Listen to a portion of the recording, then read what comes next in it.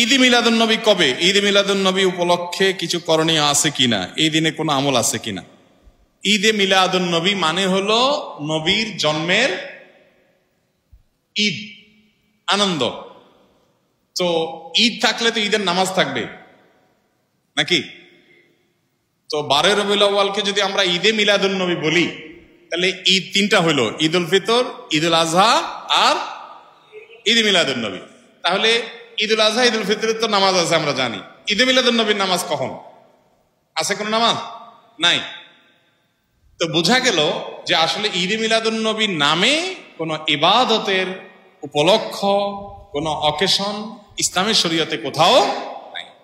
তবে এটা ঠিক, এই কথাগুলো আমরা বললে আমাদের কিছু ভাই, যারা আমাদেরই ভাই, মুসলিম ভাই, হয়তোবা তারা মনে কষ্ট পান। তারা মনে করেন যে এরা নবীর দুশ্মন, এদের মনের ভিতরে নবীর মহব্বত নাই, নবীর ভালোবাসা নাই। ভাই, নবী সাল্লাল্লাহু আলাইহি ওয়াসাল্লামের জন্ম দিবস উদযাপন করলেই তার প্রতি ভালোবাসা আছে, আর না করলে নাই।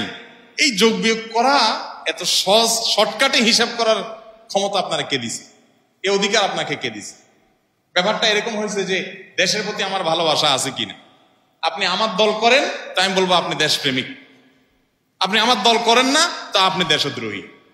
ব্যাপারটা সেরকম হয়ে গেল না ভাই? আমার দেশপ্রেম জাহির করার জন্য আপনার দল করে তাই প্রমাণ করতে হবে, এটা যেরকম অযৌক্তিক, ঠিক একইভাবে নবী করিম সাল্লাল্লাহু আলাইহি সাল্লামের জন্ম দিবস উদযাপন করে তার প্রেম, তার ভালোবাসা জাহির করতে হবে, এটাও এরকম অযৌক্তিক। দেখুন, আমরা একটু ঘাটাঘাটি করি ভাই। আজকাল তো আলহামদুলিল্লাহ অনেক সহজ হয়ে গেছে। আপনি একটু অনলাইনে একটু সার্চ দেন, জন্মদিবসের জন্ম কবে, জন্মদিবস উদযাপনের জন্ম কবে। পৃথিবীতে জন্মদিবস উদযাপনের এই কালচার, এটারও তো জন্ম হয়েছে নাকি? নাকি আদম আলাইহিস সালাম থেকে শুরু হয়েছে? এটাও তো শুরু হয়েছে। একটু ঘাটাঘাটি করে দেখেন, আপনি অবাক হবেন। খ্রিস্টানরা পর্যন্ত তাদের ধর্মীয় ভাবে জন্মদিবস উদযাপন করাটাকে তারা নিষিদ্ধ করেছে। আমরা যেরকম ফতোয়া দেই না, খ্রিস্টানদের ধর্ম মতে ফতোয়া আছে জন্মদিবস উদযাপন করা যাবে না। কারণ এটা যারা করেছে পেগানরা, প্রকৃতি পূজারীরা, তাদের সাথে বিশ্বাসগত বিশাল সংঘর্ষ আছে। কাদের? খ্রিস্টানদের।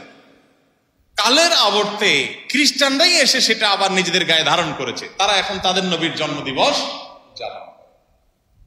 আমরা মুসলমানদের অনেকে বহু পরে এসে, মিশরের এক শাসক, তিনি এসে চিন্তা করলেন খ্রিস্টানরা তাদের নবীর জন্মদিবস পালন করে, তাহলে আমাদের নবীর জন্মদিন আমরা পালন করলে সমস্যা কি? এই শুরু করলেন তিনি, এবং তারপর থেকে এটা শুরু হয়ে গেল। ডক্টর আব্দুল্লাহ জাহাঙ্গীর রহমতুল্লাহ রাহে বেলায়েত বইতে বিস্তারিত ইতিহাস পাবেন, পড়ে নেবেন। তো আপনি একটু অনলাইনে সার্চ দেন না, তাহলে তো পেয়ে যাবেন এই জন্মদিবসের উদযাপনের জন্মটা কবে থেকে।